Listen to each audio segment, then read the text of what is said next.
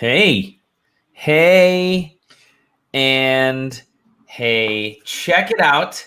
It is the SideQuest Live coming at you on a few different locations. You might be watching us on Facebook for the very first time ever, so feel free to enjoy that. And if you're not, we're sorry. And if you are, we're sorry also. You're welcome to the SideQuest, your weekly video game podcast. We deal in everything related to video games and a lot of coffee, which is also good because I need it tonight. And I got cords hanging all over the place. Great. Good job, Dolly. Yeah, real professional. Anyways, I am Dolly Domofsky. See, I even said my own name in third person. I guess that's how people are supposed to do it if they're hot take artists. Joining me as usual on the screen here, this is going to be totally annoying, but whatever, is the one, the only JJ Holder. It is me. It is me. It is you. Are you in a different room this time?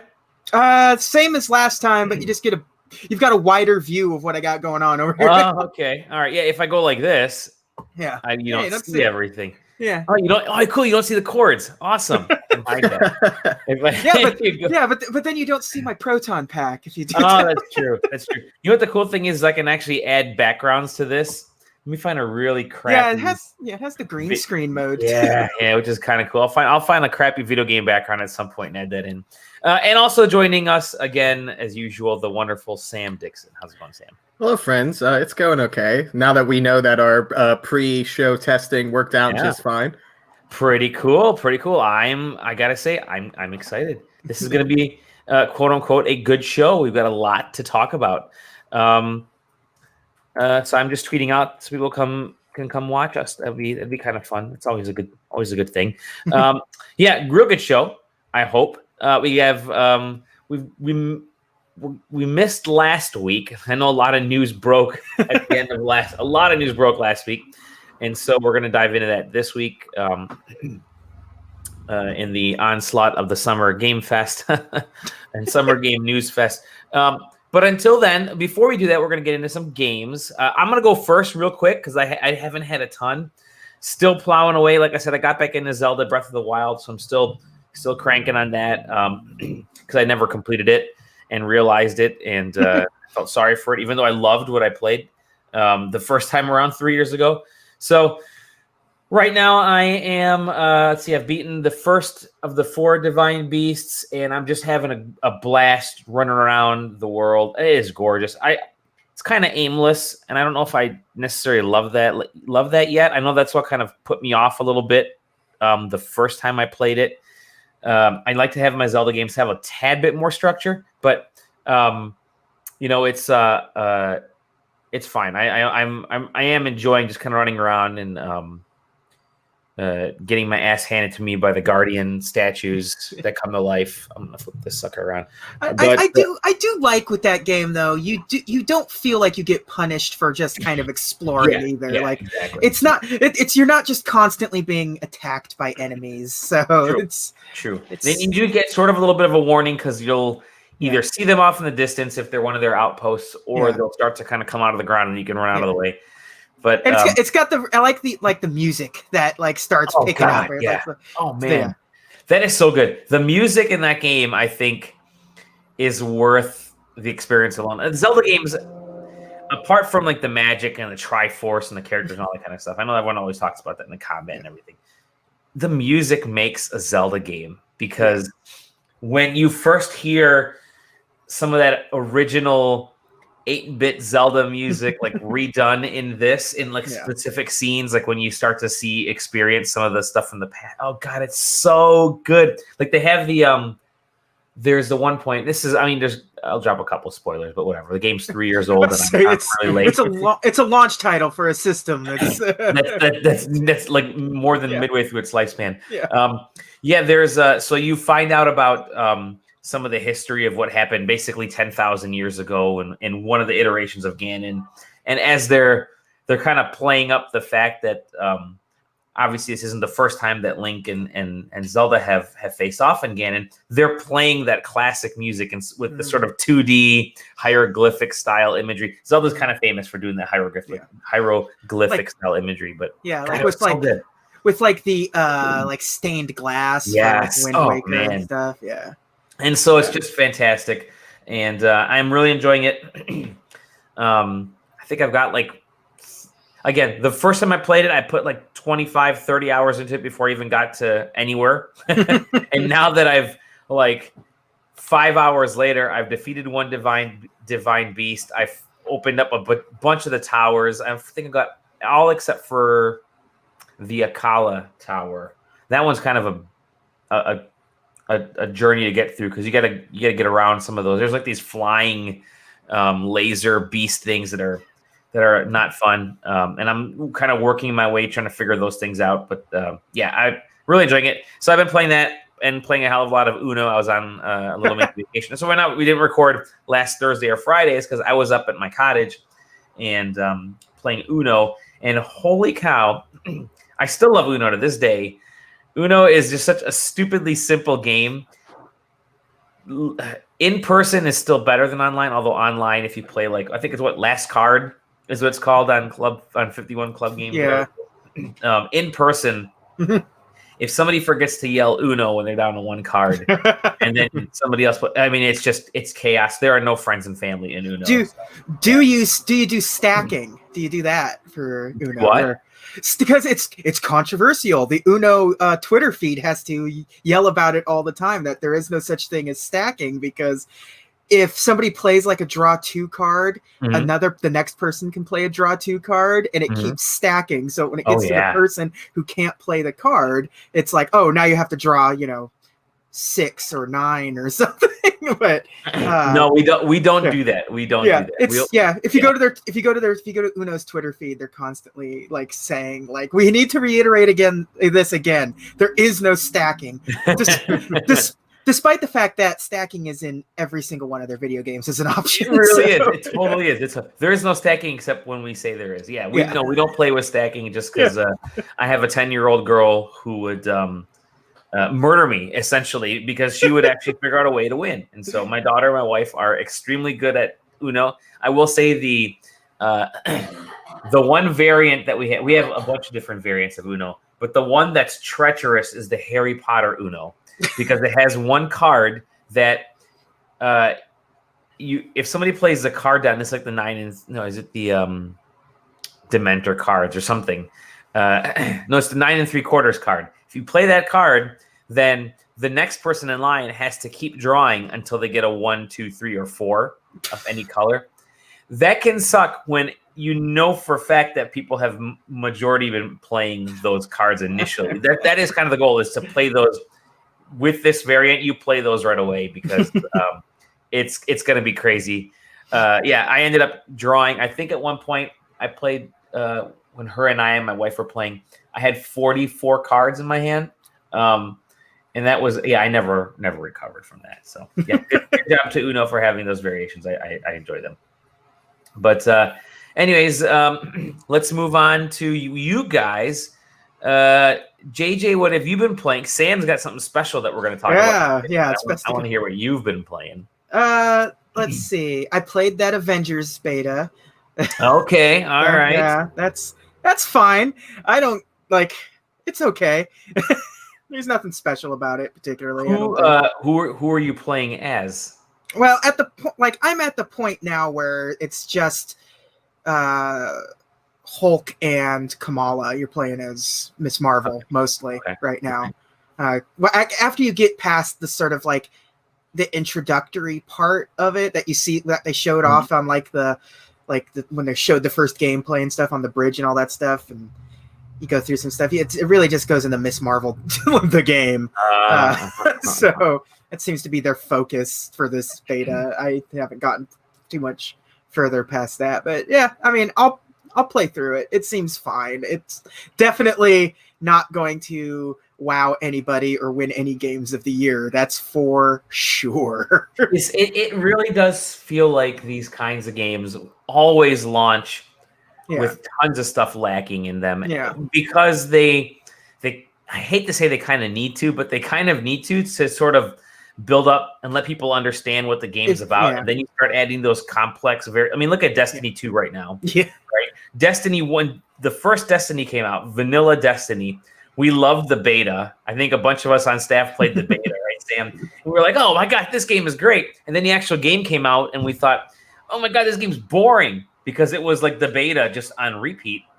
And then it wasn't until like almost a year later that they started injecting like big changes to the game and additions. And then obviously Destiny is, you know, people live in that world right now and they're absolutely loving it. It's, so I'm, you know, it's hearing about Marvel. I kind of feel like that's sort of the same way. I think this is sort of that first stab. Like, let's get this out. Let's get people playing it. Let's actually focus on what people like and don't like. And yet, you know, how do we make this experience complex in a good way? Have you come across any of those character, I think, who was it? That was it you or someone that posted the image of like the 18 different currencies that the game has? Boy, you can tell that this game's going to be a nightmare for like stuff. I like the Hulk, like when you get like because everyone has like gear that you can get, you know, with Iron Man, it's like, you know, plating and stuff. And like with the Hulk, it's like new spine. New spine. It's like, all right, cool. Immortal Hulk right here. Here we go.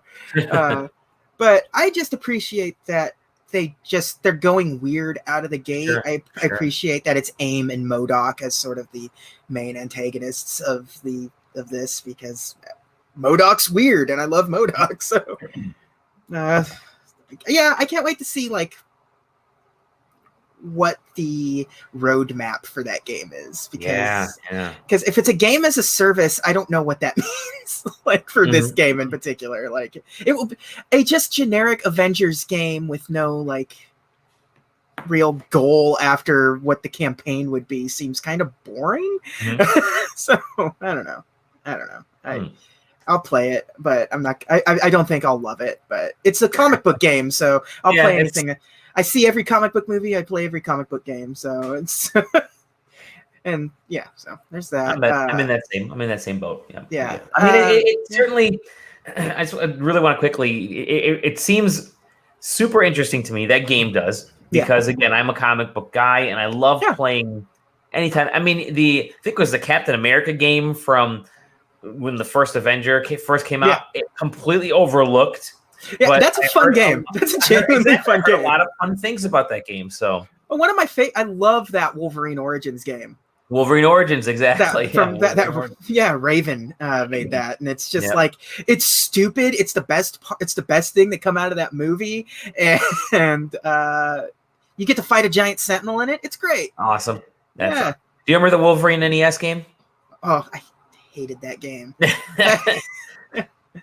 Like it was better than the X-Men game, that's for sure. But side scrolling, not great at I think it was LJN made that one as well. Not great at platforming, not great at a lot of stuff. And there was the Wolverine 16-bit game, that Adamantium Rage, that was pretty all right. I liked the Genesis games, X-Men and X-Men 2. Those were kind of the original.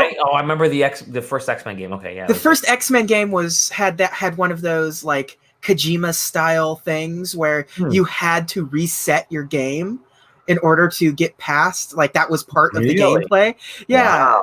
So like there was that is, as a kid, that's terrifying. Because there's no save feature in this game, and nobody knew what saves were then. So there's no internet to warn me that this is okay. But I've also been playing Paper Mario. Okay. That's cool. I've heard so many different things about this game. I do not like the combat. I don't. Okay. I almost roll my eyes every time I get stuck in a combat thing, because they've went above and beyond to try to make the combat interactive in a weird way. Every engagement is a puzzle that you have to solve, and sometimes I'm just like, man, just let me go. Like, because you know how it is. Like, you get caught up in a couple of RPG battles in a row, and you're just like, please, I don't want to. Like, have you seen the combat on it? How it works? Yeah, I've seen it. It's like a puzzle type. Yeah, you're moving discs around, and like they rotate or slide, and you've got them. You don't have to do any of that. I mean, honestly, if you just wanted to brute force your way through a battle, you could. You just don't get any of the buffs or anything. But you can't do any of that with boss fights. I heard it can be kind of easy to get pretty overpowered. Yeah, it certainly feels that way. But everything else that's not combat, I really, really like. Okay.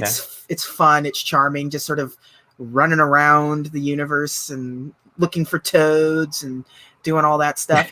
Everybody says how much fun it is to look for toads. Everyone says it's like one of the best things in the game is to look. Yeah, for toads. It's fun. That all that stuff is fun. It's funny. It's well written. It's that stuff's all great, and I'm really like enjoying that part of it. But like the combat's not terrible. It's just like I'm over it already. I just kind of wish there was a way to just streamline it a little more. I think there is. I think there's like in accessibility options you can sort of change some of the stuff, but it's all like hidden away in menus that they don't tell you anything about. So but yeah, it seems like Paper Mario, those first 3 games, the N64, GameCube, and even the Wii were all kind of cool and unique. Are you going to grab them all because you got them all? Paper Mario. Right there you go.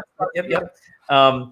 And of course, a Metroid wallet. And there you go. Oh, nice. Yeah, you got the Metroid case that I sent you. Excellent. It's actually useful to me because I have that Game Boy disc and an Action Replay disc that don't have cases. So the Game Boy with the Super Game Boy? No, the Game Boy Player disc. I'm sorry, the Game Boy Player. Yeah. Okay. I remember having that Game Boy Player. I think I still have it. It turns out the Game Boy Player worth nothing. It's the disc that's valuable. Yes, because everyone lost the disc, and if you want if you want an original disc, it's like $80, and it's like no, thank you. I remember having that Game Boy Player. Now I was like, oh, this is the coolest thing to play Game Boy games on my TV screen. And then I think I lost the disc. Yeah, well, with my Game Boy, because I have that HDMI adapter, so now I'm playing Game Boy Advance games through up-resed HDMI up to until you get that analog pocket, right? Yeah. Oh boy. Oh yeah. Yeah. So there's that. I just got Monkey Island from Limited Run the other day. So nice. This thing rules because it's an actual Sega CD game. It's like. You get the case and everything, and it's my gosh! It actually you play it on a Sega CD, and so I haven't played a original Sega CD version of that in a very, very, very long time. Did you see that there's a company publishing brand new like original Game Boy games coming out in the next few weeks or months or couple months or something? I'm totally gonna pick one up for the heck of it. It's very fun because there is a lot of that going on now. There's a lot of people like doing reproduction. Like, Limited Run has, they reproduced Star Wars games. Star Wars, Street Fighter. Star Wars games. Yeah. No, somebody, I Am 8-Bit did. I Am 8-Bit did the Street Fighter. Did Street Fighter and Mega Man X. And there's a couple of other ones. I have like a Data East collection for the Super Nintendo. Right. They had that. Double Dragon was in that one. No, it was like even worse than that. It's like a couple of fighting, couple of fighting games and like Side Pocket and things like that.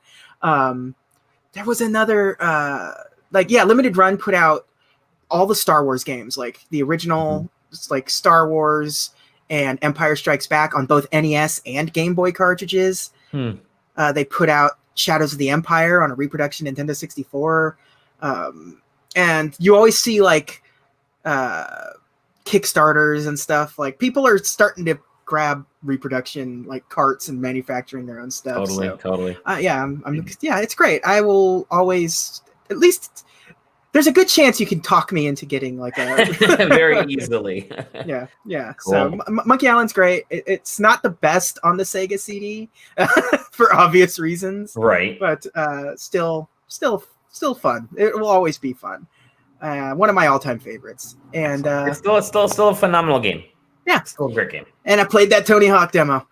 Nice. Okay, I'm gonna try that. Yeah, how was that? It's exactly what I want. It's Tony Hawk. It's Tony Hawk. It's the warehouse, so it's like an iconic level, and it's really good. It feels not 100% like but like close enough to where you don't notice really that too much. Okay. It feels right. It feels exactly what you would want Tony Hawk to feel like. So good. I can't wait. I'm excited. Cool. That's a couple of weeks away. It's a surprise. It's a couple of weeks. And it's like $40, which like hell yeah. I've been having a hard time trying to figure out what to buy this year, mostly because I don't know what's even coming out. Yeah. Maybe nothing is coming out this year. Maybe I think Activision's the only company putting anything out this year. I mean, Square doesn't have anything. And so Tony Hawk might be one of the only major third-party games that I pick up, but we'll see. Yeah. Who knows? Yeah. Who knows what Nintendo has going on this year? We'll find some of the indie stuff tomorrow, I guess. Yeah. But, who knows?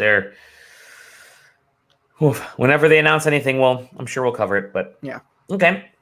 Let's move on to Samuel. How's it going, Sam? It's going well. I'm not sure. I now am full screen, so I don't know if you guys have switched. I'm going to add it on there. Tell us. There we go. Look at that. So I've been playing, coming out tomorrow, actually, Mortal Shell. The game that you may have heard is a lot like Dark Souls, and if you would have told me this is a development prototype for Dark Souls 4, I would have believed you. This game is the most Dark Souls thing in existence. I mean, just looking at this screen, if I didn't tell you this was a Dark Souls, you would probably just go, "Oh, that's Dark Souls." It's Dark Souls. It's one or two. Yeah, I mean, it's pretty much exactly like that. You lock on to enemies, and you can swing at them, and they have health, and you got to dodge. I got my foot stuck in a bear trap. That was fun. That happens all the time to me in real life. So this game does have a little bit of differences. There's no block mechanic. So the big thing about this is you can harden. So if I hold left trigger here, I turn into a little rock man, and I stay that way until somebody hits me. And then I have a cooldown period before I can do that. So you can do that harden at any time. So if I'm in the middle of an attack animation, I can harden, and this will still hit somebody if I come out of harden. Or if they hit me during that time period. So this is the opening attack animation. That's cool. Yes, yeah. Also, you can do it like during another bear trap. Give me 2 seconds here. You can also do it like during dodge animations and stuff like that too. So you can pretty much activate it at any time. There is also a parry system. You have to gain what is called resolve. You get that from attacking people. So if this guy attacks me here, I can parry, and then I have a move right now that drains some of their life and gives me health back if I was missing health. And then you also have these signature moves of your weapons once you upgrade them. And you do that, and it does some cool animation work and does more damage with this one. Kind of does an area of effect that can kill a group of people. But yeah, so, I mean, this is Dark Souls. Like, if you're looking to play a Dark Souls-like game, like, this is the closest to Dark Souls I've seen so far. Stuff like The Surge.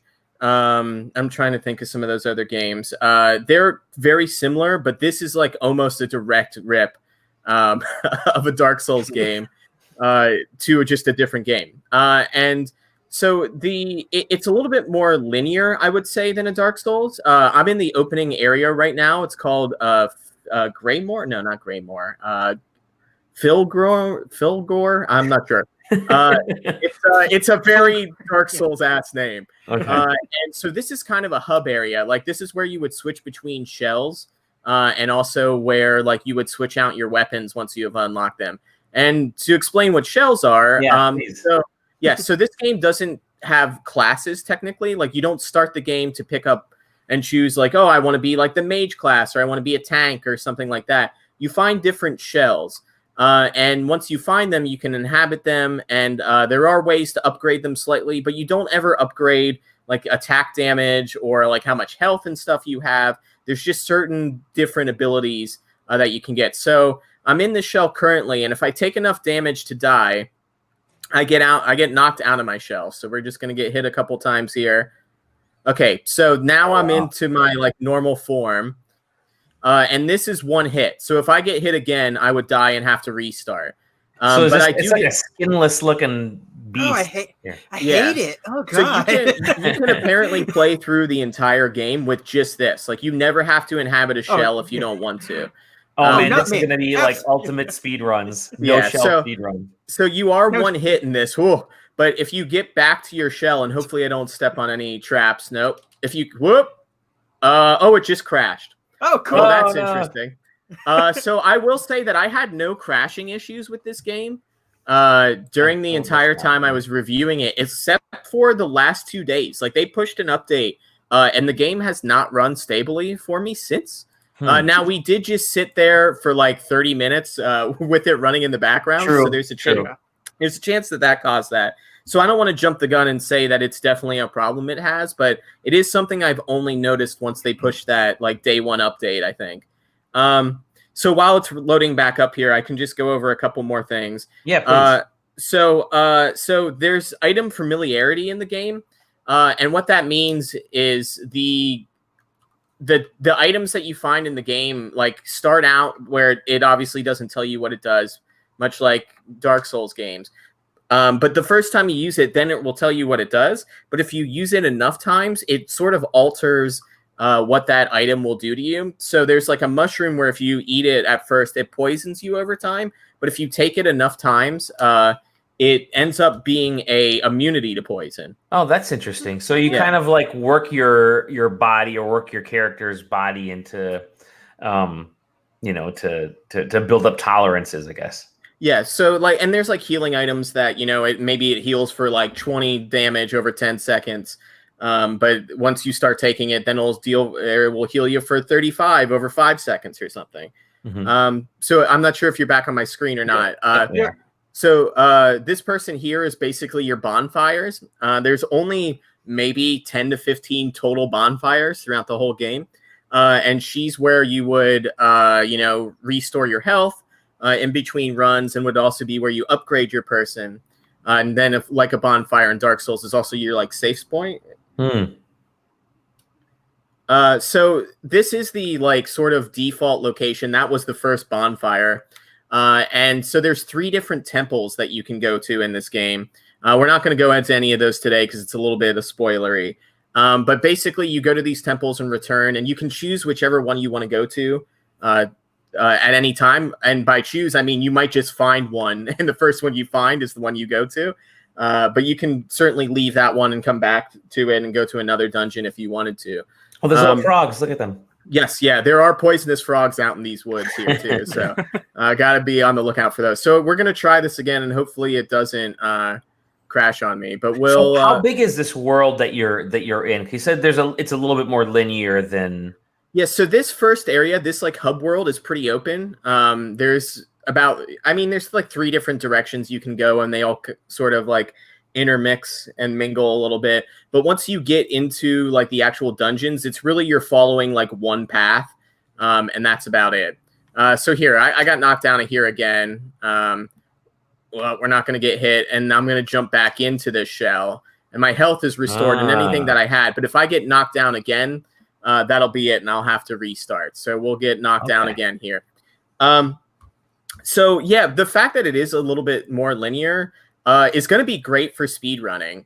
But for the reasons it's great for speedrunning, it's also going to be bad for more casual players. You can pretty much run around every encounter. There has not been a spot in the game, and I've like tried. I'm in New Game Plus mode currently. There's not really a spot in the game where you can't like a well-timed roll or whatever won't get you around the encounter. So you can basically get yourself in a desperate situation and then just sprint forward into an area that you've never seen before, and you're probably going to make it to the next place. And that only kind of gets worse with time. You start getting weapon upgrades and stuff like that, where fights tend to become more trivial. Like if I was at the end of the game, or maybe like 2 of the 3 dungeons down, and trying to fight these bosses, I could these normal characters, you can basically get through, and this is the lowest stamina character in the game. You can get through your like attack pattern, and they won't even have a chance to hit you. The only like real threat comes is like when you have like maybe a group of 3 or 4, and you're kind of like stuck in a situation, but their pathing like doesn't allow them to follow you for very long. So if you just sprint out of a room, they're not going to follow you out of that room 9 times out of 10. Wow. So I honestly, my initial playthrough was about 8 hours or so. And I honestly think you could probably speed run this game in under an hour, even for sort of casual players, just because you'd only have to fight the bosses. And once you get some weapon upgrades, which if you knew the locations of, you could get to like pretty quickly, like some of the boss fights become like super trivial. You build resolve using your like resolve moves. So like you can basically just spam those and the bosses might not get a chance to attack. And also, all the bosses have that like Dark Souls thing where it's like, oh, there's a hidden second health bar. Except for every single one of them has it. So it's like not a big surprise that like, oh no, the boss has a second health bar. Like, who saw this coming? But yeah, I mean, it is very fun. Like, if you're looking for like one of these games to not take very long and you just kind of want to mess around, like this Mortal Shell is definitely going to be that answer for those type of players. And also, we currently don't know when the next Dark Souls is coming out, if there is another Dark Souls, other than, I guess, they're remastering Demon Souls. Yeah. So there's a chance that we'll see that, and maybe they've made some changes to that that makes it, because I've heard that Demon Souls is probably the most hardcore of all these, obviously, since it was the first one, and they didn't quite know what sort of players they were looking for, and they weren't really willing to make some maybe some player assumptions that people needed it just a little bit easier. Just going to look at my notes here. So there, I mean, other than the hardened functionality, there's really not a lot different that this game brings to the table. I know that they've shown off in some of the trailers this giant cannon gun here. That's been like the big, they've been using it for a lot of gifts. A bazooka, basically. Yeah, if you can see, like, you don't get very many bolts for it. Now you can buy them. There are places that there are NPCs and stuff that will sell you items. But I think I found like 15 bolts like out in the wild in my original playthrough. So it is hard to come by some of that ammo. And it doesn't necessarily do as much damage as you would hope it would. So you basically only want to save it for if there's super big characters that you should worry about.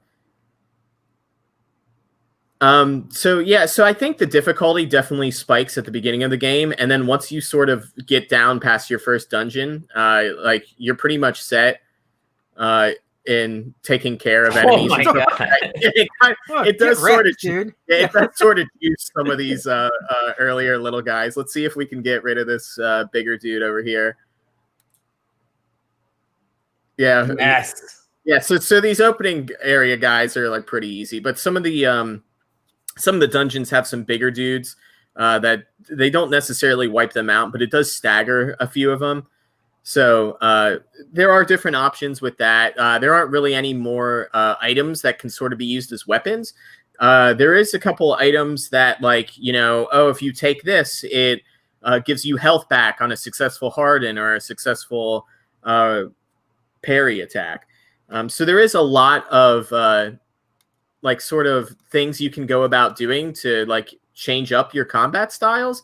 But really you'll probably find like one or two things that really work for you and sort of stick with it. So like these earlier guys, like you can pretty much just wait until your harden's up and you can go swinging at them. And if they swing back at you, you can just harden and block it and attack them. There are archers. This game really does love the Dark Souls, like, come around a corner and there's two people waiting for you, or there's like an archer up in the trees you can't see. So you got to look out for some of that stuff. But I mean, yeah, it's Dark Souls.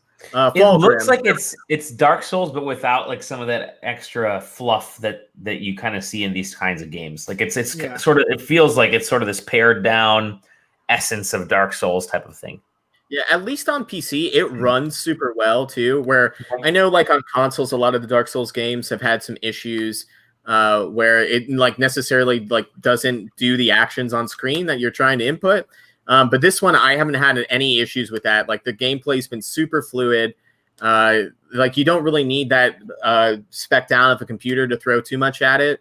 I've run it on two different machines, and both of them handled it. Like I'm on ultra settings right now, and it's running just fine. That's cool.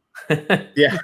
Do you guys have like any questions specifically? I think I've gotten through like most of my notes. I in honesty, like it's a very good game. I think it's priced at $30, which seems fair since it's not a very long game.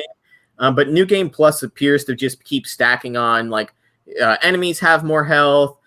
You don't get any more health back, but you can upgrade your weapons to a further extent than you could in your original playthrough. So there's definitely replayability, and as I said, speedrunners are going to absolutely gravitate towards this game. Like honestly, if somebody tells me by the end of the week that they have this game down to like a half an hour speed run, wouldn't be shocked. Wow. Is the overall aesthetic of the game like this, where it's like just sort of dark woodsy fantasy, or so this first area is all of this like dark woodsy fantasy stuff. Yeah. But like each of the dungeons are sort of themed. Like one of them's more of a like ice level, and the other one's more of like a castle type area. So there is a bunch of different there's a bunch of different biomes, if you want to call them that. Yeah. I got wrecked. But it is this sort of dark area, and this central area that you come to does change a little bit. Not to like a great extent, but basically every time you beat a dungeon, it goes into this alternate state and has a different set of enemies and a little bit higher of a difficulty. So at least when you return, you're not returning to the same sort of easy enemies that once you've upgraded, you're sort of used to and can just kind of slice your way through all of them. That's cool. You said it runs pretty well on PC, right? What kind of computer do you have? What kind of PC do you have? Well, this one is gross overkill, so I'm running it on a Core i7 8700K with a NVIDIA DTI 1080 Ti, or 1080 Ti. This one's too much for it. Let's say I was running the game when I was playing through it normally. I was running it at like 4K 60 and having like absolutely no problems doing it. And then I didn't have any running problems at all until they got that update out there. And then I was having issues with it crashing every time I was knocked out of my character. But other than that, I haven't run into any issues with performance. Like one of the things that I know that people really kind of dig about the actual mainline Dark Souls games is that there's almost like I hate to say kind of like Monster Hunter, but there's like specific types of tactics that you use and strategies that you have to pull off to get past certain bosses and certain situations. Is this built up like that, or where it's almost like this strange puzzle rhythm type thing, or is this more of just know when to use the different shells and keep hacking away type of game? Yeah, it's really just like you just want to start to learn like what these enemies specifically do. So like this guy like pretty much always charges you. There are certain attacks that you can't parry. So if you notice the thing that's on my back here, you might not really see it much, but it'll flash red if it's an attack that I can't parry. So there are like attacks like that. Some of the bigger guys, basically all of their attacks you can't parry. So you want to be looking out for that stuff. But yeah, it's basically you kind of learn what the patterns of these guys are, and you just kind of manipulate fights. Like obviously at the start, I would not want to fight these two guys, but hopefully if I do this weapon technique, nope, didn't do it. Let's see if I could be brave and beat these guys without getting back into that shell. So like you'll learn certain ways, like these guys, like pretty much once you learn the weapon techniques, they can they can easily die. Like if you're just kind of swinging at them and use those weapon techniques successfully. So you'll learn that type of stuff, and you'll learn that like, okay, I cannot fight this enemy next to this one. Like I've got to separate them and I've got to take them on one at a time, or I'm just screwed here. So you got to look out for that stuff. But that's, anybody that's played Dark Souls games is pretty used to dealing with that sort of like stacking enemies, and how like there are definitely groups you don't want to fight together. How much of we talked a little bit about the environment. How much of the environment and the world either gets in your way or, it provides an asset? Because you see things on all these different levels, right? There's trees off on one side. There's rocks. It's definitely a lot more obstacle based. I don't know if there's a lot of verticality in this either, but does that like have all this stuff in this sort of, JJ, you call it the dark woodsy fantasy. Does this like, do obstacles get in your way a lot, or because I noticed in one moment you were kind of spinning the camera around and your character disappeared and you got smacked in the back of the head, but does that ever get in the way, or is that just sort of I only really had one issue with like in like real combat that there was a camera in the way. Mm-hmm. It does very good job of having these sort of open environments, and even when they're closed, you're not going to be like, okay, I'm going to run and hide behind this thing a lot, or I'm going to hopefully like. There's no like physical interactivity. Like I'm not going to push a set of barrels down a flight of stairs or whatever and attack somebody with it. But there certainly are strategies of running away from people and using the environment that way, like making sure you exit a room and get a couple of feet away from it so an enemy will stop following you and they won't regain their health. So it's a good way. Okay, so they stay damaged depending. Yes, yeah. At least from my experience, if you leave the area, like if you were to half health somebody and then come back, leave the dungeon and then come back, they're going to regain their health. And also, if you reset at a bonfire, they'll regain their health. Okay. This is one of the other weapons. There's about I want to say there's 5 weapons and 4 shells. Whoop. And each one of the dungeons kind of has a weapon hidden there.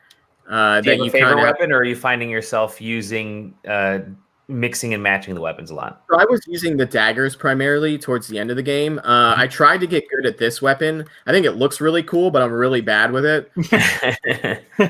Seems like it's got a little bit of an aim issue because of the height, and then it's a little slower, obviously. Yes, okay. It's definitely slower. And this character is your big like tank character, so it just compounds the level of slowness that these things feel. Real cool. So you're digging it. You're digging that it's. I mean, you mentioned fun, and you never hear that from. You don't hear something say Dark Souls. It's a fun game. Yeah. You're like, I got fucking challenged. I lost on this run on Dark Souls. No, you actually use the word fun and enjoyable, which is kind of cool for someone like me who's not a hardcore Souls player. I mean, I've dabbled in the Souls here and there, but I guess I kind of wanted something that has a little bit, and I don't want to say easier or anything, but just has a little bit more of a kind of that basic element of Dark Souls without forcing me to learn a bajillion different mechanics. Yeah, definitely at the start, like it is hard. Like I was banging my head against this opening area, but once you sort of understand. Like once you get the counter system and all that type of stuff, you sort of start to piece together like your approach to combat. And like once you're there, like you can pretty much, if you want to, just get stuck in that rut and complete the entire game using that like pattern of attacks if you want to. Sure. It does give you some varying choices. Every weapon has a different like master attack. Like here, I can actually do this one. This one sort of just flame charges the spear here. So I'll start doing fire damage to these guys. See, they'll catch on fire there. So there is different gameplay styles with that type of stuff. And, you'll probably find your favorite one once you unlock them and you'll go from there. But yeah, I would say like once you become comfortable and you get past your first dungeon, then the game really just starts to become like, okay, how am I going to manipulate the systems to feel more comfortable and to get through things? And it never feels like, it's not like I never had an instance where I had in Dark Souls where you feel like you've been playing for 2 hours, you haven't seen a bonfire, and you're just so desperate to find a place, but you don't want to run back and like have to go through the whole thing again. It feels like that the bonfires and stuff are spaced out just fair enough in the dungeons that you don't have to worry about that type of stuff.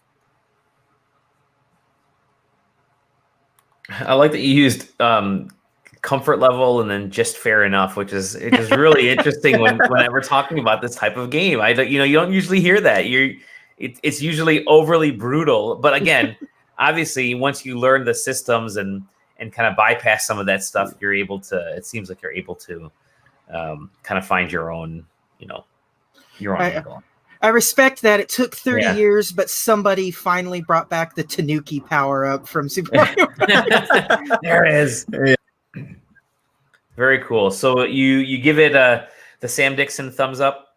Yeah, I would definitely say, I hate to always say the like fans of the genre, but if you're a Souls fan, this is definitely something worth checking out. We'll definitely keep your interest for a little bit until you can find like another one of those. For the more like casual players, I think that this one is probably sort of an easier pill to swallow than one of those Dark Souls games.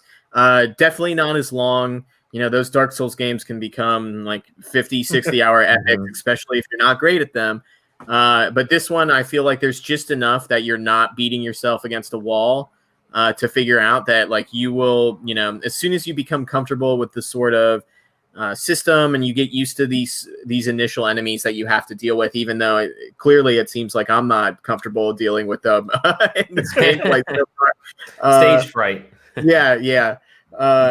Like I definitely think like if somebody's like, oh, you got to try out Dark Souls, like be like, cool, I'm going to check out Mortal Shell instead, and you'll be perfectly fine. Excellent. Awesome. So there it is, Mortal Shell. The Souls for people who like Souls and people who don't know about Souls. the Souls for people that want to keep their souls. The Souls for people that want to keep their souls, who want to keep their shells. Yeah. Very cool. Awesome. Well, there you go. Mortal Shell. All right, let's get into some news, shall we? Just drop that from the main screen. So it's news time. Yeah, that worked really well. I'm actually happy that screen sharing worked as well as it did. I think we found a new way to do these game discussions, and it helps me because when I'm cutting and splicing these videos later, I can actually know exactly where to start and then cut it, and then that's a video review for us, and it enhances the magic and power of our podcast. Let's get into some news right now. So a lot happened last week. We'll get into just a few of the biggest stories right now, maybe 2 or 3 of the big stories. The Intellivision Amico was delayed. No, I'm just kidding about that. The Halo Infinite has been delayed. And we did not talk about that. We did not talk about the Xbox Series X launch date. So Halo Infinite's being delayed to 2021. It is essentially that was the premier title that that was the backbone of the Xbox Series X experience. And then on the 11th, it was Thursday, I think. Yeah. One of the days. I don't know what day it was. What are days? One of the days, yeah. Or it was Wednesday, whatever. The word came out, hey guys, sorry, but Halo is, because obviously the pandemic is still hitting us, and we want to make sure we have a good product out there. We don't want our staff to be, under pressure more than they need to. So we've opted to push this back to 2021. So I'm gonna say one thing real quick. I have a feeling we're going to be hearing not that it's an excuse, but we'll be hearing we don't want it to crunch, and we don't want to affect our staff, our development staff. So we're pushing it back into another date. I have a feeling we're going to be hearing that a lot more. We've already heard it a couple times, and it's starting to become. I don't want that to become an excuse. Anyways, the big game Halo with free-to-play multiplayer, and you're basically paying $60 for a single-player campaign game is no longer in 2021. But the Xbox Series X is still 2020. I'm sorry, it's no longer 2020. The Xbox Series X is still 2020 in November. What are your guys' thoughts on this 1-2 punch that Microsoft laid on us? I don't know what they could possibly do to convince people that they need an Xbox this year. There's nothing. What's the big killer? Like Game Pass is your killer app, and that's that's on everything. Yeah. So why do I need you right now? I don't know what the killer app is on anything. I guess at this point, I guess maybe Miles Morales on the PS5. Is that? Yeah, that's not even confirmed as a launch title, though. No, it's coming out in December. Yeah, which we don't know when the PS5 is coming out. Granted, now Sony could say, "Yeah, we'll just put the PS5 out in December because no one's buying that Xbox anyways." Yeah, so I don't know anymore. At least with the Series X, Halo was never going to be on my personal radar because I don't really care. That's just not my cup of tea. Mm-hmm. But launching with a huge library and maybe some updates to some older games or whatever, but boy, that's a hard pill to swallow in 2020 right now. Because there is nothing for me on it at launch. At least when the Xbox One launched, there was a Forza game, which it wasn't a great Forza game, but it was a Forza game nonetheless. Mm-hmm. I don't know what. We only had Guardians as the Xbox One only version of Halo, right? Halo 4 came out that was for the Xbox 360. Yeah, 360 got got. So then Guardians 4 was the only Guardian. So yeah, Guardians is was Halo Wars 2 an Xbox One game? I can't remember. I think it was Halo Wars 2, which is a great game, by the way. But yeah, it's I don't know what it's a really tough situation for Microsoft because there is nothing. I mean, if they're saying Game Pass, cool. Yeah. I have it. On top of the, I'm sure it's going to be part of the conversation in a little bit, but also Microsoft's issue with Apple. Damaging one of the other Game Pass Ultimate features that is going to affect a lot of people of not being able to play that on your iPhones.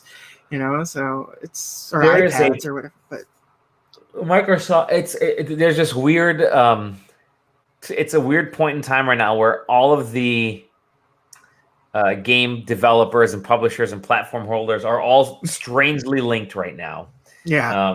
Except for Nintendo, which is again, we don't know what the F they're doing out in La La Land. Yeah. But who knows? You will never know. It's just one of those things. They're getting Pikmin 3 Deluxe, so that's all we know. It's a great game, by the way. Yeah. But there is nothing right now for me. Nothing to pick up the Xbox Series X because now you're going to be asking me to pay $500. Yeah. I have the One X. That is a phenomenal system. Yeah.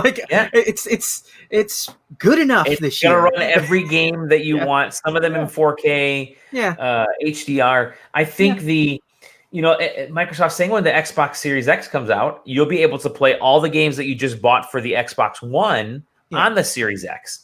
Just buying a new box to play them. But guess what? Yeah. But guess what? I still have that Xbox Series, the Xbox One X. Exactly. And with certain, the control situation where you only get that upgrade if you have the Ultimate Edition, which is that'd be fun to play through some control stuff and maybe some of that, in updated form. But I'm not rebuying Control. I'm being punished for being an early adopter for Control. That sucks. I think what's crazy to me is, I think there's a couple things that Microsoft could do. One, the Series S, which is also likely coming out this year, to make things even more confusing. Yeah, there was that controller leak, right? Another controller leak. Microsoft's not having a couple weeks here. Actually, last week it all happened. They had the leak of the Xbox One X and S controller, which leaked on at some stores in Chicago. Great. Cool. Choose another letter. And I know, right? They're almost identical sounding. Somebody with a lisp, you'd be confused. Well, so that's what I was getting. That's what I'm starting to think, because somebody posted, I think Wario64 even retweeted it, that there is an Xbox One S listed in the Target database that's a 1 terabyte version Xbox One S, which you're thinking, you're trying to wipe those out. Why do you have an Xbox One S coming in? Well, I'm actually wondering if that's the Series S. And that's just how it's labeled. But at that time, part of me kind of wonders, because remember the rumor was that the Series S was going to be this all digital version, right? Yeah. To me, that really feels like the console that they should be putting out this year, is to say, here's the Series S coming in at $300. It gets to 1080p. It's not going to be the full 4K or whatever. It'll get great resolution, but it's not going to be the full one. But it's the Xbox One X.5 before the Series X. Type of thing. Yeah, it's that stock. It's going to have to be priced. But it's going to be that stock. I think for the Xbox, an all digital version is more beneficial than the Sony side, because Sony still doesn't have that. They haven't figured out that thing, because PlayStation Now barely is anything. So I don't know that I don't feel as good buying the all digital PlayStation 5 as I would buying the all digital, Series whatever. Series D. I don't know. Yeah. But yeah, I can't imagine them pulling a last minute rabbit out of their hat for this right now. Like there's nothing secret that they could pull out that would be like, all right, no, you're right. They showed every game that they have coming. Yeah. Even Battletoads just comes out tomorrow, I think. Yeah, right? I think it's this week. You could have saved that. That could have been the big launch title for the series. It's really weird. Tomorrow is a good day because you get Battletoads and Flight Simulator. So yes. This is PC only though. Flight Simulator is a PC version. The 18 disc. Yeah, it's I have it. It's pre-downloaded on my computer, and it's like 150 gigabytes. So it's about the first update for Warzone. Yeah. Warzone. It's a super strange time. I hope you guys are good. Thanks. Yeah, we hope so too. Yeah, we're not.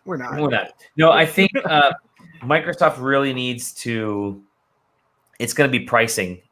Pricing and what you bundle into it. So if you're gonna, God, I kind of see them having to throw in Game Pass, a Game Pass subscription in a $400 box at most. Because if you're over $400, you're gonna get your lunch handed to you by whatever PlayStation comes out at, and then you got to throw in a big third-party game or some first-party title that's been completely updated, like I don't know. Gears or Tactics or something. But why? But why? Because it's in Game Pass. Yeah, exactly. It's all in Game Pass. Yeah. So you would need that game that isn't going to be on Game Pass. You would need to have it come with whatever the Call of Duty that's going to be teased probably this week, or I think it's teased this week and then shown at the Game Awards next week, probably. Something like some third opening night live thing. Yeah, some third party major. Like you're not going to be able to launch it with like Madden and have it sell like hotcakes. Although maybe. I mean, you know what? They might actually do something crazy, like say, you buy the Series X and it comes with the Halo preloaded.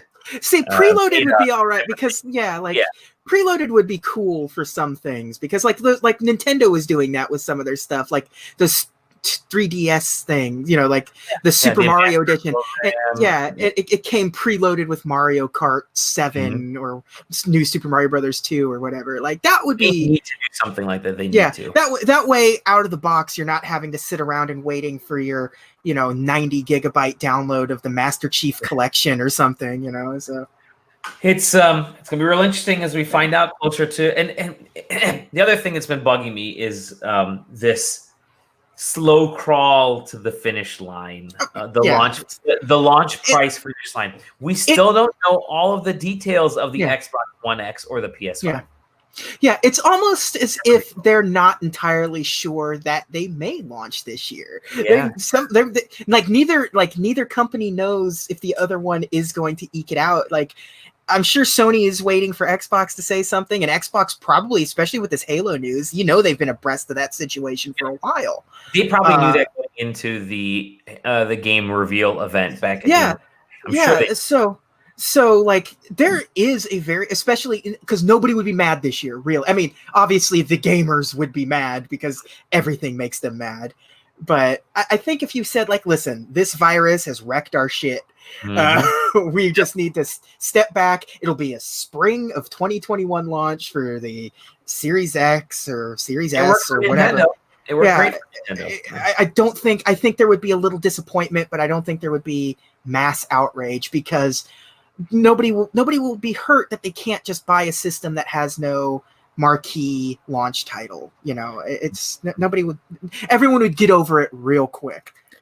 Yeah, I'm so worried that these consoles are both going to ship with like nothing brand new on them, other than like maybe the like odd, like what was it, the Assassin's Creed game was ready to go for the next gen, generation. I'm just worried that everybody's like day one going to be like, cool, I own Cyberpunk for the PS4. I can't wait to see it's upgraded and visually ready to go on the PS5. And you put it in the console, and there's like maybe it runs a little bit smoother, but there's no update yet.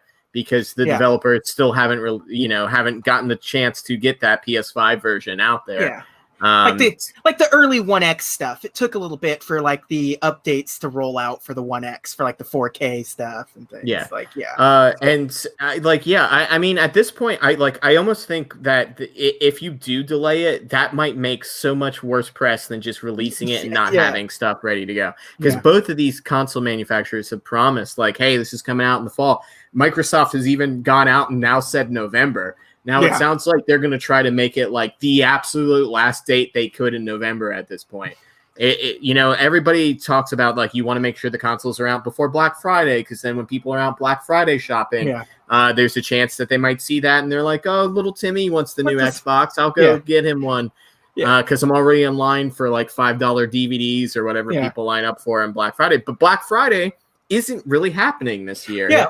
All the retailers are closed on Thanksgiving, and nobody's going to be doing the crazy Black Friday. So here are your launch titles for these consoles. Right? Thanks to Kotaku. These are the exclusive launch titles, first party or just exclusive. The Xbox One X has Scorn. It has the Medium. Tetris Effect Connected, which is that's not, but everyone's getting the update, so who gives a shit? Yeah, exactly. And then Gears Tactics. So Gears Tactics, Tetris Effect already are out there. So Scorn and the Medium. PS5 has Spider-Man Miles Morales, which is December. Yeah, that's at least a game. Like that is something. Yeah. Deathloop. Oh yeah, Deathloop. Deathloop is there. Godfall. Okay, Godfall. That's like the who's the company that makes Godfall? It is so not on my radar, so I only know it through Twitter it's headlines. Borderlands devs, right? Anyways, Worms Rumble.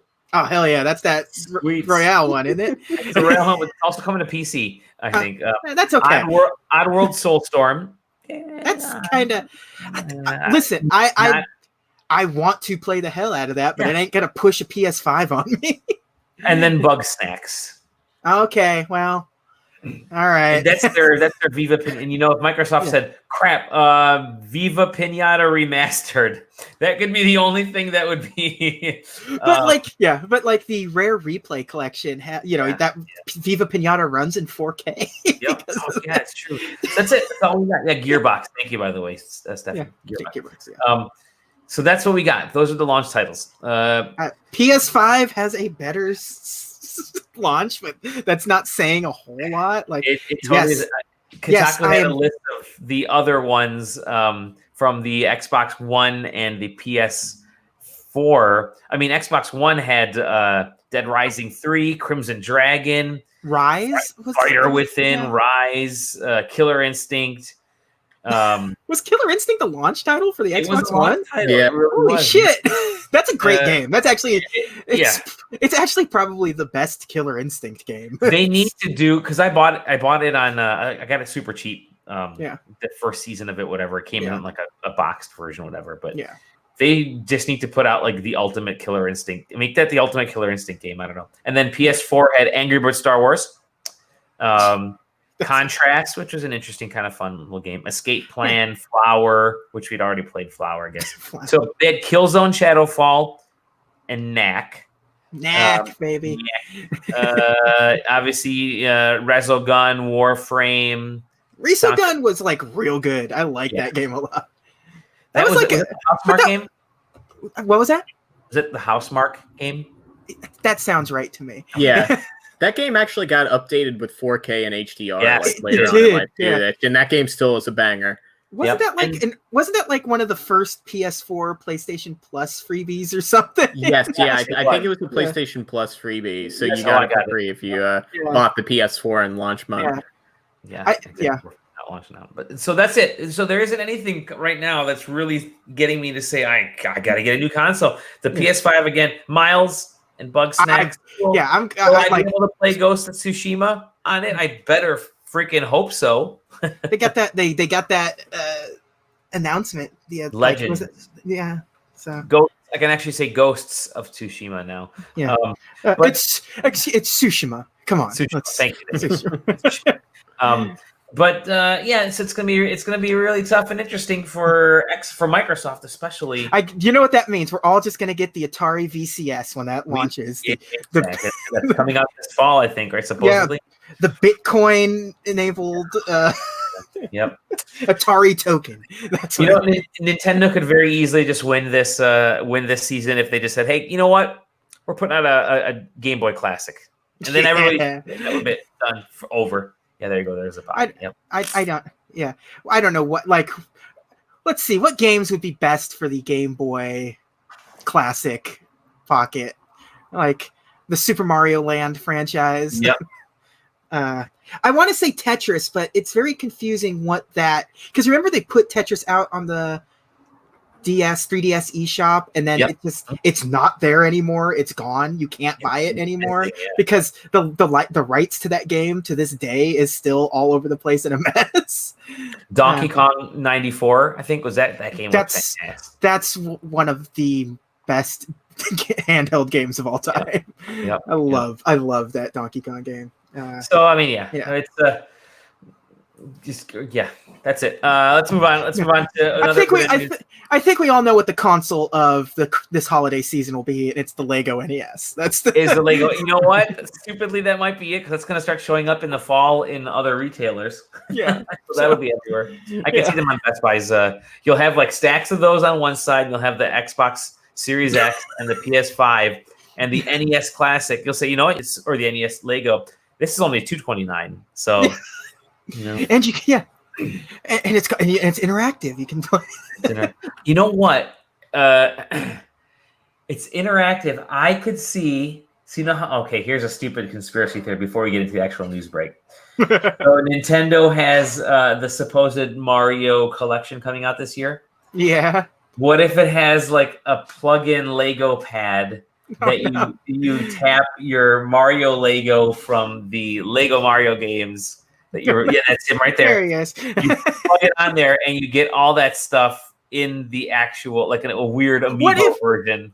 Yeah, I'm about to say, what if this is an amiibo and we just don't know it yet? We just don't know yet. Nobody's cracked it open. Yeah. or because his little pants come off, just having amiibo pants, and there you go. Amiibo pants. So that's it. What if it would be like Lego Dimensions, but for Mario, where you can. It's like a Mario Maker expansion where all your Lego shit that you've built, because it's saving all that stuff to the app, populates into the game. Holy cow! Then there you go. Yep, it's that becomes the worlds that you're playing in as Mario. Oh Lord! And that's why you got to get all those blind bags now, because you need all the enemies and you need all the bullshit and everything. Oh man, I have created a monster here. That holy crap! If that were to take place, oh my god! Yeah, you've just completely. Yeah. Okay, let's move on to something. Otherwise, I'm going to be spending more money just thinking about this stuff. The other big bit of news. We mentioned the Ghost of Tsushima. We mentioned the Xbox stuff. Hey, guess what?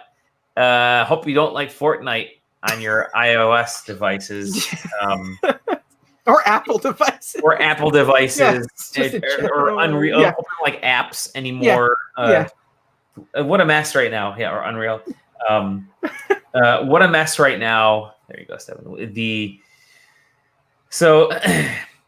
Was it Thursday? I think it was Wednesday. Yeah, Thursday, came out and said we're going to use our own digital currency for 20% less than what we're buy through Apple, and had their own currency built into this thing. Just go ahead, pay us with our own money thing. And Apple said, nope, can't do that. It goes against the rules, and shut them down. Shut down the app until they make changes in Apple's beautiful walled garden. And Epic right away came out with, guys, 1980 Fortnite, free Fortnite. This sort of, wow, that was crazy how quick that video came out. And then how quickly Epic filed a lawsuit against Apple, and then Apple countered, and and it just kind of went crazy after that, to the point where now today Apple announced that you know what, you have at the end of the month to get that 2 weeks to get your software to fix your problem with us, or get your software Unreal Engine off of you're losing your developer license. So which screws up thousands and thousands and thousands and thousands of app developers out there who are using Unreal. potentially school stuff, because there may be some schools that are using Unreal-based apps. Yeah. Oh, that is good. They're giving them a fortnight to fix their issues. That is well played. That's nice. Yeah, I think the bigger thing about pulling their dev tools is like we're not just talking about like a game engine here. Like Unreal is used in all types of stuff. Yeah. Like I mean, the whole like there's that entire like documentary about like the Mandalorian using Unreal as basically there's not a scene in the Mandalorian that doesn't have the Unreal Engine on top of it. Oh my god, you won't be able to watch the Mandalorian. Yeah. just by proxy they banned Disney Plus. Yeah, but they also like Unreal also makes they bought a facial scanning tech company, like basically the basis of every like large scale facial scanning thing you've seen in movies or games has been now integrated into the Unreal Engine, and they own it. And if you pull the developer tools, you're not just pulling the developer tools to Fortnite, you're pulling the developer tools from all of that. So honestly, in this whole situation, both companies stink like shit. Like there is like not one of them has any moral ground to stand on in any of this. Because you could argue from the business side, well, yeah, Apple can do what they want with their own private stuff. And if they wanted to challenge them, they could have done it in another way other than this. And, you know, I never like the situation of, you know, pull your bullshit move and then ask for forgiveness later, which is what like Epic thought they were going to pull off. And like, that's not what happened, but like, you're screwing like both customer bases here. You're possibly cutting out developers and studios that want to use Unreal on their platforms, but they can't because they're using Macs to develop their stuff. And then for Apple, you're potentially losing sales from your hardware in the future, because if I'm a developer that's looking to develop a game or make a movie or something and I'm going to use Unreal, I'm not buying an Apple product to do it at this point because I can't have access to those features, and those features are huge. So it's going to be real interesting in regards to that type of stuff. And hopefully, you know, with a lot of this business stuff, it ends up being posturing, and you know, they discuss it and they talk it out. They'll come to some agreement. Because we're potentially looking at a case that could be drawn out for years. You've got this, you know, everybody's been kind of comparing it to when Microsoft had Internet Explorer and that sort of monopoly case that was an antitrust lawsuit around that. Now, obviously, things have changed, and there's certainly differences between this and that. But like, you know, there's the potential that if this gets argued out in court, you could see even more restriction from Apple, or you could see the idea of a walled garden completely blow up. So it's going to be weird, and for both companies' sakes, they'll probably take care of it before then.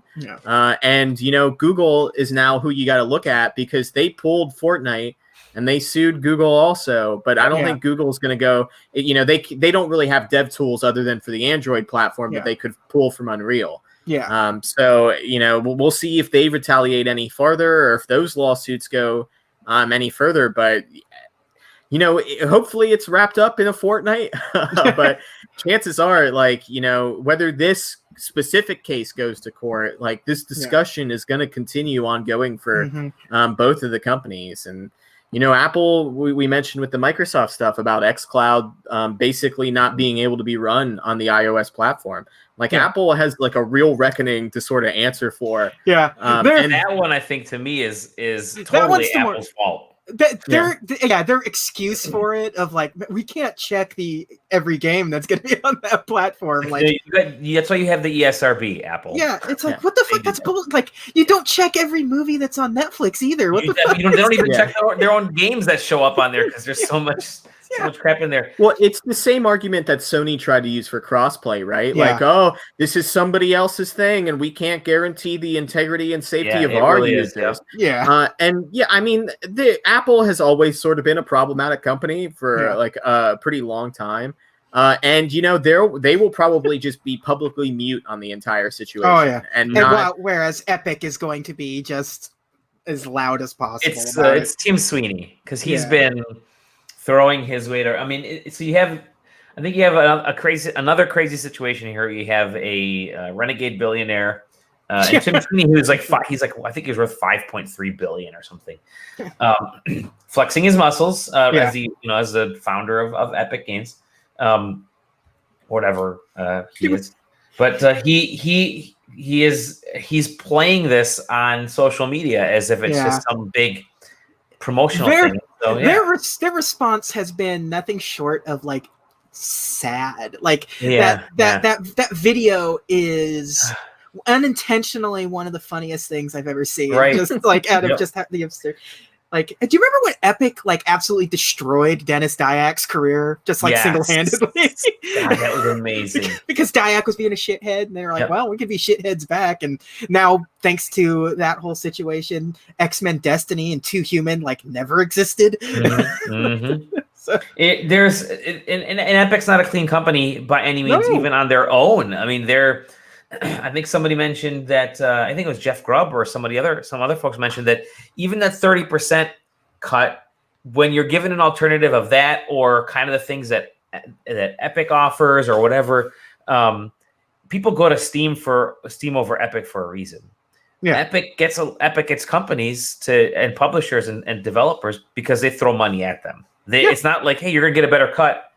Yeah, but the user base is over at Steam. I mean, that's just what they think. And the same thing is happening with iOS and Google Play. Obviously iOS has Google Play might actually have a bigger audience, but iOS has more of a dedicated, audience, I guess. Not that gaming is a big deal on iOS outside of the Angry Birds games and our favorite Sudokus and stuff. But how's the arcade going on over? Yeah, exactly. It's still around. That's right. It's still around. But it really feels, and I, by no means do I want to sound like I'm supporting Apple or Epic in either of this stuff, because it's billionaire, trillionaire companies that are fighting over who gets to take our money faster. That's all this is. It's all this is.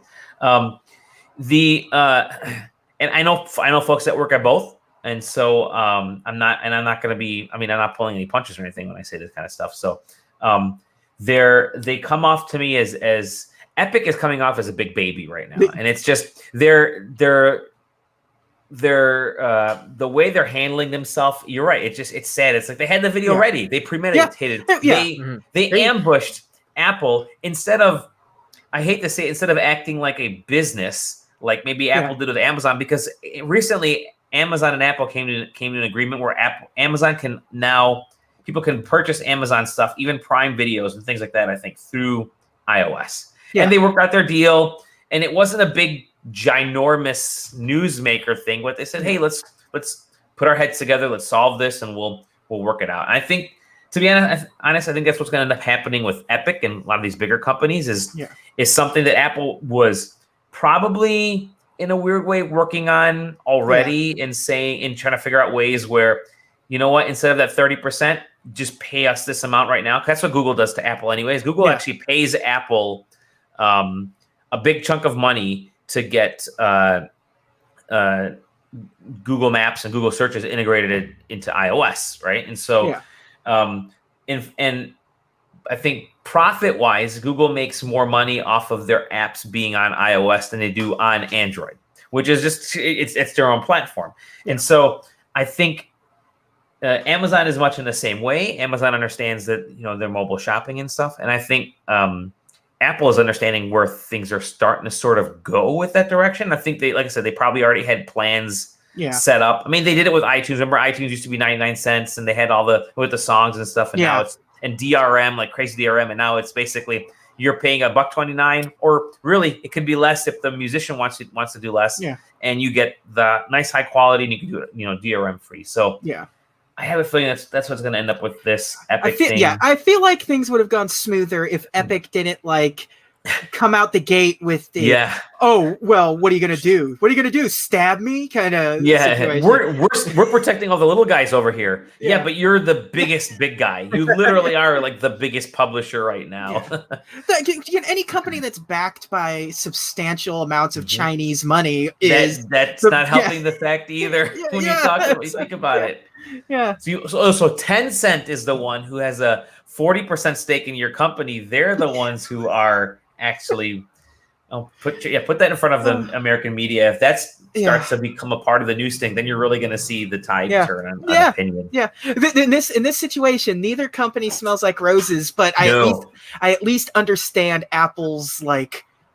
That's our rule. You may not like it, but that's our rule. You signed up based on this rule, and you broke that rule. Is it a shitty rule? It's a totally shitty rule. And are they overcharging? They're overcharging, I believe, too. Yeah, a lot of this feels like a classroom where like there's one kid that's like trying to lead the charge against the teacher, and everybody else is like, I mean, we don't disagree with you, but this is not the way to go about this. But I'm sitting between a D+ and a C- right now, and I want to get up to the C level. I think Jeff Grubb made a good analogy where he said this is like Apple owns the mall, the mall, I should say. Malls are dying. Apple owns a mall, and they're renting space to Epic, and Epic comes in and says, yeah, but we're going to get space, but you're charging too much. So we're going to actually sublease it and not pay you as much. How does that? So it's like, well, hold on, you can't really do that. So neither company smells like roses. I like both companies because I have an iPhone and I play Fortnite and I'm teaching myself Unreal and all that kind of stuff. I think there's a tremendous value, but man, it's everybody, these are billion-dollar companies. They just want more of your money. They're battling over your hard-earned cash. You do not have a pony in this race. Yes, regardless. Exactly. I don't None care of us in this. I don't care if Fortnite's your favorite game of all time. This isn't about you at all. Period. This fight is a bunch is exactly. They're pretending to be altruistic. Nothing's. This isn't about you. You're not really involved in this fight at all. The only thing that is your money. You can still play Fortnite. Surprise, surprise. Yep. Like, you just can't play it on your iPhone right now. Now I'm forced to play against Switch owners instead of iOS owners. It's kind of gross to watch Epic like run Fortnite this way, especially just because like, we want an open platform and we want to be able to do things our way and stuff. And then also we want to continue stealing the copyrights of the dances and their music and all that, their memes and stuff like that, because without that we don't generate as much money as we possibly do. So we're going to go ahead and continuously steal from these people blatantly. But like let us do we exactly are going to what we want on your platform. We are going to make a machinima video showing off these dances that we stole to your face. And oh, look, we made an apple skin with a worm coming out of it. Haha, that's you, Apple. How great is that, huh? It's a mess. It's this latest one where Apple's like, you know what? Fine, we're going to take this ball. You got 2 weeks to figure out if you want to keep playing with this ball or you're going to try to play basketball with a hockey puck. Good luck. So it could get very ugly very quickly, or it really could just. I think what's going to end up happening in the end is both companies are going to come out saying, we did it. We got our way. Epic's going to say, see, if it wasn't for us raising this thing, you wouldn't have realized that we just paid Apple, $180 million to get on the platform a year. And Apple's going to say, hey, you know what? We won. So it's going to be a stupid guess internet what? Dick measuring contest. Guess what? If Epic wins, you're still going to be paying the exact same amount of money that you were paying while they get more money. And so it doesn't change. It's just they dropped everything 20%. But you're still going to be paying that full price. Reggie 2020, bring back Reggie. You want to talk about a company that argues for including everybody and like everybody having fun together, but then also we're going to lead a like tweet at Apple campaign and make sure that you know that you're suffering because you can't play Fortnite. I feel so bad for the social media people at Apple because they are going to be the only people really hearing and seeing this. And because the fan base that they are that video that they put in game was not the people sitting here. It is not us 30-plus-year-old people. It is the 14-year-olds. It is the 13-year-olds. It is the young kids that don't know any better, don't understand the nuance of business, and are just going to be throwing horrible slurs and memes and everything at these poor PR people and like social media managers and stuff. They're just going to be inundated, a deluge nonstop. I remember shortly after it all went down, I looked at the App Store Twitter feed and it had like replies were like 500, and then I went back like a couple of hours later, and it was like 7,000 comments, and I was like, that's bullshit. That is that is weaponizing children. That it totally is. That's complete bullshit, and I hate it. I do not. I could not forgive Epic for that bullshit. That is just no good. That's a bad look. It's going to be real funny. It is real funny because I was telling my daughter about this. I'm like, yeah, you can't play you can't play Fortnite on iOS anymore. She was pretty funny. She goes, Dad, nobody plays Fortnite anymore. Anyways, none of the kids in her class, they're all back to Minecraft and Roblox. But I go, yeah, there's a hashtag which is free Fortnite. She said, Dad, isn't Fortnite already free? Yeah. Like that's a wow. Yeah. You know what? It's a bad hashtag. It's a bad hashtag. Yeah. Free Fortnite. Where can I get the? Oh, it's everywhere. It's already free. Yeah. All right. Let's put a stake in this this gaming vampire that we have right now. We've already knocked out an hour and a half. Yeah. Good Lord, I didn't realize we spoke that long. Nice, good session. Good talk tonight, gents. It was a lot of fun. Talk a lot about. I'm going over the list. I actually I keep notes. That's what I keep leaning over to do, so I can write stuff up afterwards. Talked a lot about Mortal Shell. Definitely go back and if you want to watch and watch Sam's playthrough at the 20-minute mark or so of this episode. He does a good 25-minute portion of it, so it's good. Yes, sorry, podcast listeners. That was it was great. That was bad radio. Not very good to watch. I promise you, I'm better at that game, and I finished it. Yes. So do not take that as credit of me being poor at Dark Souls games. I've played through both Surge games. I have played Bloodborne, and I beat Dark Souls 2 and 3. So don't come at me about being bad at those games. I am bad, but I'm not that bad. You're bad at podcasting. This is the Dark Souls of podcasts. I can't do the like Disney Island tours of like, if you look to your left, you'll see a giraffe. Like while I'm playing the game, the backside of water. They're on a path while they're talking. You know, it's on rails. I can't steer the boat and look, turn back and be like, oh, check that out. On that note, Sam, we can't find you anywhere except on these podcasts and on sidequesting.com. An awesome job with that.